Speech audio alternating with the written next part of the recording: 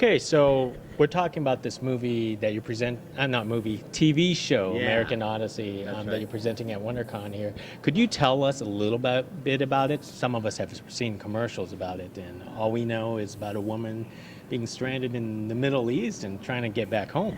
Really, there are three stories Three stories. in the American Odyssey. The first one is the Anna Friel portion, which is Odell Ballard. She was a FET soldier, and she was stranded in North Africa, as you mentioned. Female engagement team with special. They operate with special forces. Are they for real? Or? Yeah, they're for real. They're for real. They are for real. And so it starts with Anna Friel's journey, which is Odell Ballard's journey, sort of the Odysseus of our Odyssey. She discovers something she's not supposed to discover, a secret. Corporations are funding terrorism. She discovers this secret, and her whole unit is killed. But she has the secret on a flash drive, and she survives. And now it's her journey home. Can she get home, or are the people after her going to stop her and kill her?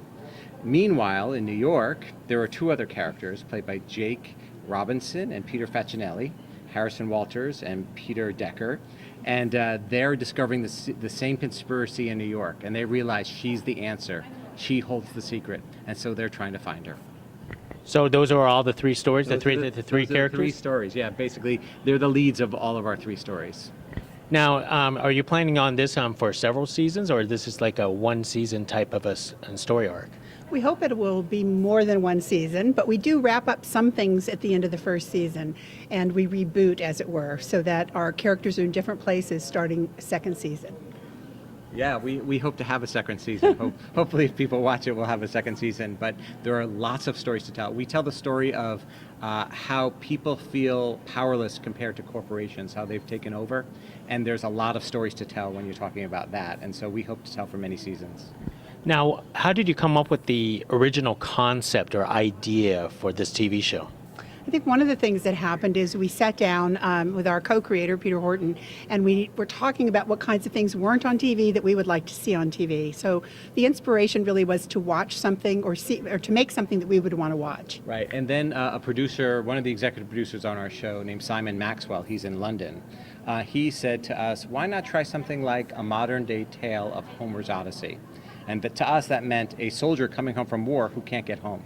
And so once we started with that premise, we decided to sort of weave a story all around it, and that's where it came from. And the original story was going to be about a male soldier. That's kind of the premise that we took to NBC, to the studio, to Russell Rothberg. And he said, I love the idea, but why don't you make it a woman? And it's like lights went off in our head. That was a genius idea. And we went back and did our homework. That's when we found out about the FET soldiers who travel with the special forces to handle the women in cultures where men cannot approach the women, like the Muslim culture. So. I was going to ask about that, how you presented that the female to be the main character of it. Is this going to be like a new way of showing women in combat in a different light? We hope so. I mean, because there are over 200,000 women in our armed forces who don't get represented, really. I mean, when you think of a soldier, your mind doesn't immediately go to a female soldier. So it was important to us to tell the story of a female soldier who's right there in the middle of it. These FET soldiers are right there, right in the middle of the action. So we wanted to tell that story, and we also wanted to tell the story of powerlessness in America, how you're feeling like you can't make a difference. Well, there are ways to make a difference, and these characters do. Now, is this show going to present a lot of more drama or more action? It's not like a Born Identity type of thing, right? Not specifically like a Born Identity, but Odell will be on the run, so in that sense it is. She'll be on the run in North Africa for most of the first season. Yeah, and there's some action, there's some drama, but we like to call it a suspenseful thriller. It's really an action thriller because there's a lot of tension in what you're watching. And for Odell, it's about a journey home when no matter where you turn, you don't know who you can trust. Even your friends you can't trust.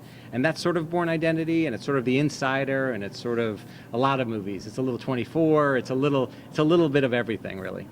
Now, you already mentioned that Anna plays the main Odell character. Peter is playing the character here in the United States, and so on. What makes this a perfect cast in your eyes?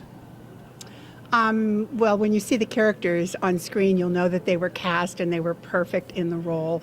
We just looked for people who kind of embodied the spirit of those characters. And Peter Facinelli was an unusual hire for this role, but he could not be better in the role. He's just fantastic, and it's a way that you've never seen him before. Yeah, I mean, honestly, that's the key. We chose Anna Friel, Peter Facinelli, Jake Robinson, actors who are sort of seen in a certain way, and we said, we want to reimagine how people see you. And that's basically what they've done. Peter Facinelli is a driven corporate lawyer. He's not like the comic relief anymore, and he's not the vampire anymore. He's a driven guy. He's a hero. Anna Friel is not pushing daisies pretty Anna. She's a gritty soldier, and she's strong and she's powerful. Jake Robinson isn't in a teen drama anymore. Now he's sort of in this sort of adult kind of world, and he's going down a rabbit hole just like the other characters are. And what about locations? You mentioned North Africa and also New York City was the other location. That's right. So isn't this kind of challenging to have like two separate crews, two separate casts, and two different locations? That's Yes. exactly right. Yeah, It's very challenging. We actually filmed in Boston and in Morocco for the pilot, and then we moved the Boston location to New York, and then also we filmed in Morocco and Barcelona, Spain towards the end. So. Yeah, I mean, it was kind of like doing two different shows and mashing it all up together, because we did have a crew at first in the pilot we were in Erfoud, which is sort of in the Algerian border, right in it's sort of right by the Sahara Desert, where all those big sand dunes are. And then we moved to Marrakesh, and that crew was amazing. They're amazing people there. And then we were in New York, filming on the streets of New York, sort of stealing shots where we could and filming all in the New York environs. And so it was sort of two shows in one. Two shows for the price of one is the way we like to put it. So, for the rest of the season, what are we going to be expecting? Just a lot of drama, a lot of mysteries, a lot of suspense. You should expect cliffhangers. You should expect wanting to see the next episode when you finish the one you're watching. And you should expect lots of twists and turns and some sudden deaths and a lot of mystery playing back. For sure. Lots of mystery, lots of tension, and sort of a really entertaining show.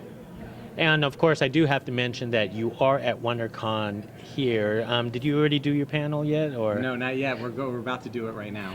Well, give me a preview of what you're going to present to them. Sure. We're going to present them the whole pilot. Nothing but the pilot. Nothing but the pilot, because the pilot speaks for itself, really. And then we're going to do a short panel with Peter Facinelli, and we're going to talk a little bit about, basically what we're talking about now, a little bit behind the scenes, what went on, how it took so long to do this, how it took almost over 3 years for us to bring it to the screen. It took that long. Really? Why? We were developing the scripts for that long. NBC sort of had to sort of get behind the show when they wanted us to write them all. We had to write them all ahead of time. And then we were able to block shoot in order to sort of film it efficiently. We had to know where the story was going and give directors several episodes to shoot at one time.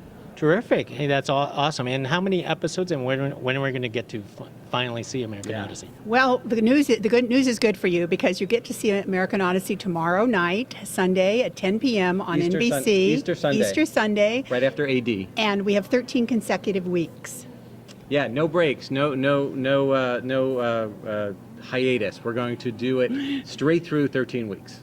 Oh, wow. You're not going to allow me to binge watch it. You're just going to make me watch every week after That's week. right. Yeah, you can do it that way. You can also go to iTunes, buy the whole season. You can Hulu? go to Hulu, NBC.com. But we'd love for you to tune in week after week for sure.